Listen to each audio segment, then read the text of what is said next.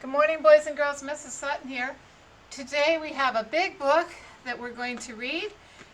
We've got this very big book, and it's titled Tortillas and Lullabies.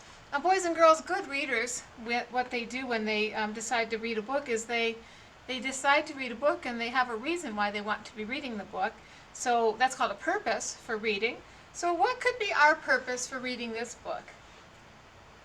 Why would we want to read this book? What do we see on the cover that makes us want to read this book? Well, it looks like a family. It looks like family to me. It looks like food and drink, and I think it could be interesting. I don't know what they're talking about with lullabies, but it could be interesting. Shall we read the story?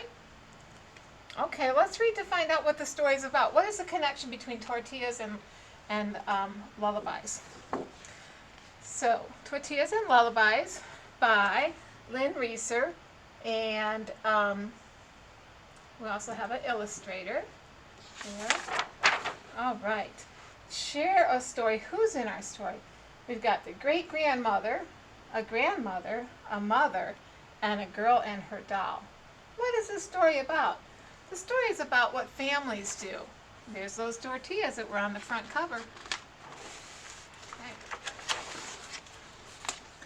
So part one is tortillas. Boy, that is a big stack of tortillas, isn't it?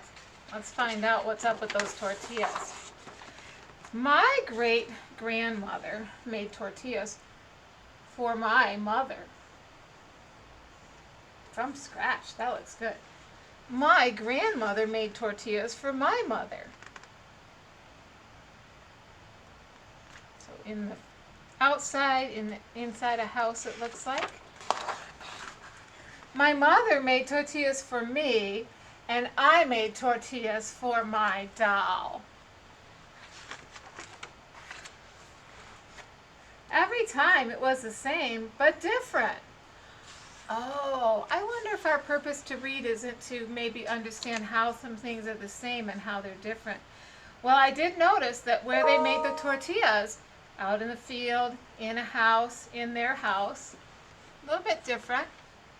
Next section is called flowers. My great-grandmother gathered flowers for my great-grandmother. Beautiful flowers. There's an iguana. My mother gathered flowers for my grandmother. I gathered flowers for my mother from the florist, and my mother gathered flowers for me. Every time it was the same but different. And what I noticed was the flowers here and here came from maybe a florist shop. Here it seemed like it was very tropical and out in the wild jungle. Washing. My great-grandmother washed a dress for my grandmother. My grandmother washed a dress for my mother. My mother washed a dress for me. Maybe ironed it too, see that? And I washed a dress for my dolly. Okay. Every time it was the same, but different. Different dresses, but the same thing. Oh, lullabies. We might finally get to find out why this book is titled Tortillas and Lullabies. Let's find out. Lullabies. My great-grandmother sang a lullaby to my grandmother. My grandmother sang a lullaby to my mother. My mother sang a lullaby to me, and I sang a lullaby to my doll. Oh my goodness. So, and every time it was the same, not different this time. So every time it was the same.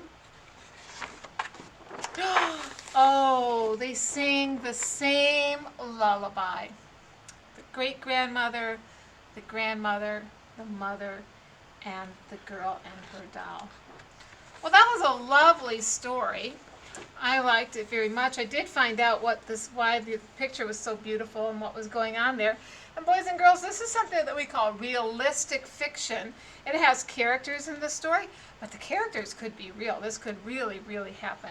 Well, I enjoyed that story very much.